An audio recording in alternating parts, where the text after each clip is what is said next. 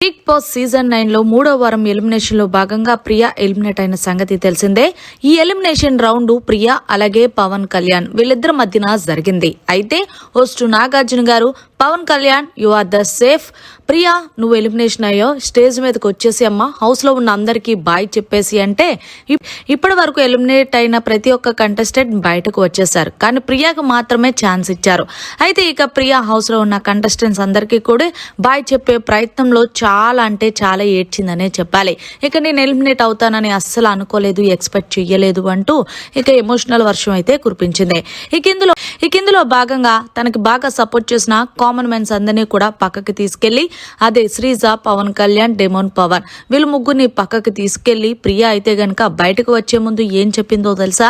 మొత్తానికి శ్రీజ నువ్వు ఒకటి గుర్తు పెట్టుకున్నావో లేదో, మనకి చాలా నెగిటివ్ వచ్చింది. ప్రతి వారం నాగార్జున గారు మనకి హింట్ ఇచ్చినప్పుడు కూడా మనం పట్టించుకోలేదు. మన ధోరణిలో మనం ఉండడం వల్లే మనకి మైనస్ అయ్యింది. అంతేకాకుండా ఏదైతే అగ్ని పరీక్ష కంటెస్టెంట్స్ ఉన్నారో వాళ్ళ నలుగురు కూడా బయట ఏం జరుగుతుందనేది మనకు చెప్పారు, అయినా మనం గ్రహించలేకపోయాం. ఆయన గ్రహించేలోపు జరిగిన నష్టం అంతా జరిగిపోయింది.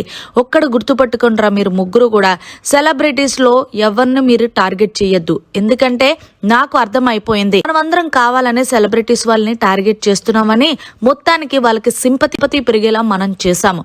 కాబట్టి మీ గేమ్ మీరు మాత్రమే ఆడుకోండి అంటూ ప్రియా చెప్పుకొచ్చింది. అంతేకాదు శ్రీజ నువ్వు 10 సార్లు తనూజని గాని భరణిని గాని టార్గెట్ చేయకు, వాళ్ళిద్దరికి ఫ్యాన్ బేస్ చాలా ఉందని నాకు అర్థమైంది.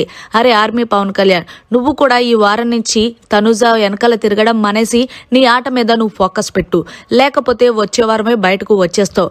నాకు సార్ కూడా చెప్పారు కదా.